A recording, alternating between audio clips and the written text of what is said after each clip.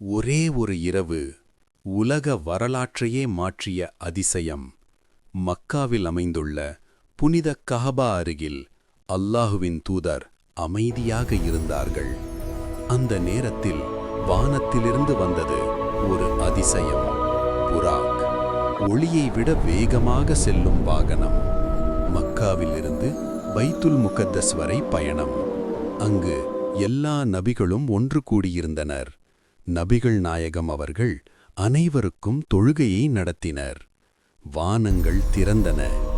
முதல் வானத்தில் ஆதம் நபி, இரண்டாம் வானத்தில் ஈசா மற்றும் யஹ்யா, மூன்றாம் வானத்தில் யூசுப், நான்காம் வானத்தில் இத்ரீஸ், ஐந்தாம் வானத்தில் ஹாரூன், ஆறாம் வானத்தில் மூசா, ஏழாம் வானத்தில் இப்ராஹிம்.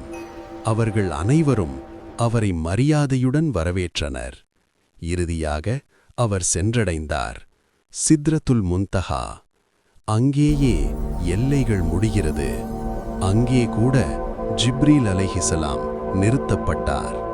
அங்கே அல்லாஹ் தன் அடியாருக்காக ஒரு பரிசு கொடுத்தான். அது தொழுகை. முதலில் 50 நேர தொழுகை. பின்னர் மூசா நபியின் ஆலோசனையால் அது 5ஆக குறைக்கப்பட்டது. ஆனால் அதன் நன்மை 50 போலவே. அனைத்தும் முடிந்ததும் ஒரே இரவில் நபிகள் நாயகம் அவர்கள் மீண்டும் மக்காவிற்கு திரும்பினார்.